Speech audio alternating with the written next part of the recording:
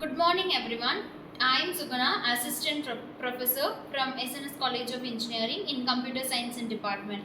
So today in this lecture video we are going to discuss about the round robin algorithm. So in the previous class, in the previous videos, I have described about the priority scheduling, CPU first come first serve scheduling and shortest job scheduling. So the fourth CPU scheduling algorithm is round robin algorithm. So you all know what is meant by CPU scheduling algorithm, which means the CPU will take the process in which order for its execution. So that scheduling we call it as CPU scheduling. So here round robin is one of the CPU scheduling algorithm. So as of shortest job first come first serve algorithm and priority based algorithm. So in this round robin algorithm we have an additional factor which is called quantum time. So this additional factor is called quantum time. So what is this quantum time? So quantum time is nothing but the time given for each process for its execution. We call it as quantum time.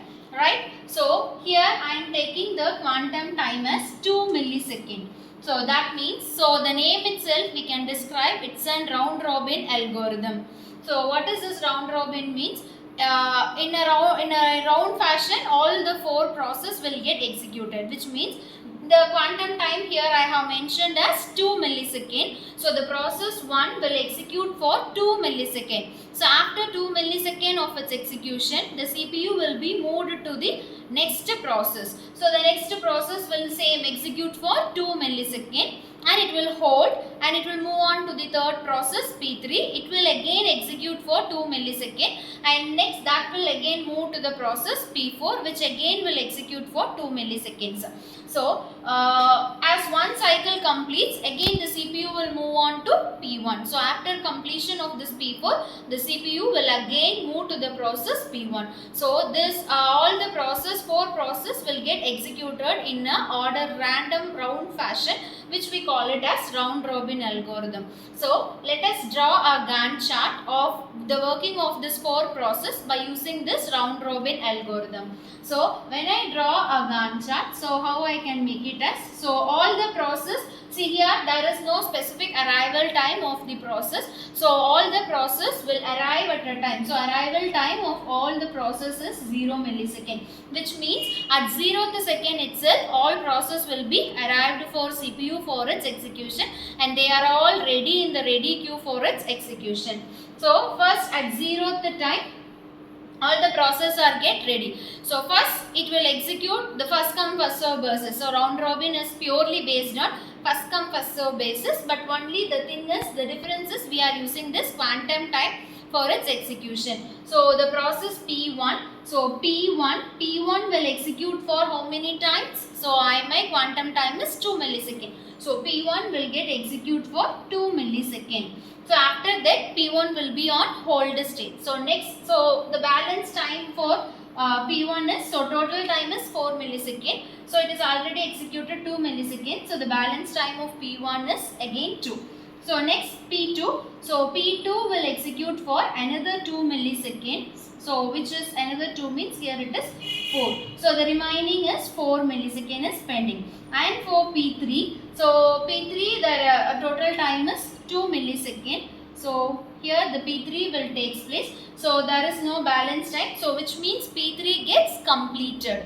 So and next is P4. So P4 is 7 millisecond. So next for another 2 second P4 process will execute. So for 2, if it is 7 minus 2 it is 5. So P4 means, so it will take 5 milliseconds. So remaining 5 milliseconds will be there for. So here one cycle will get completed.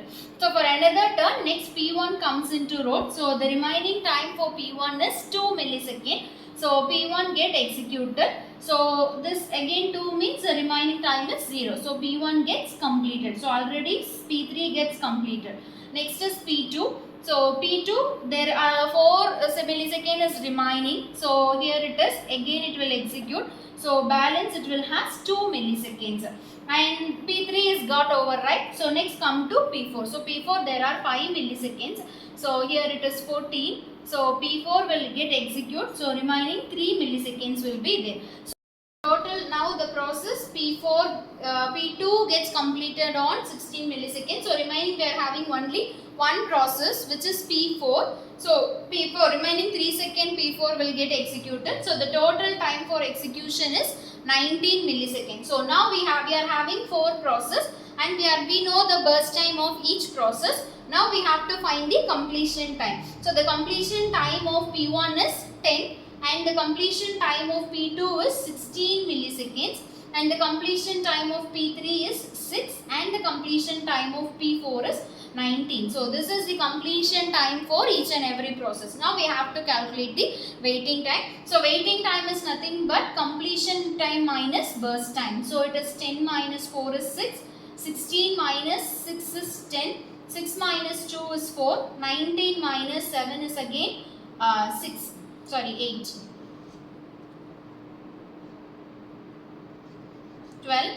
So P4, it is the waiting time is 12. So now we have to calculate the turnaround time. Turnaround time is nothing but, what is the formula for calculating turnaround time? It is nothing but waiting time plus burst time. So it is again 10. So 10 plus 6 is 16 and 4 plus 2 is 6 and 12 plus 7 is 19. So this is the complete turnaround time of the each process. I hope you clearly understand about the round robin CPU scheduling in this operating system.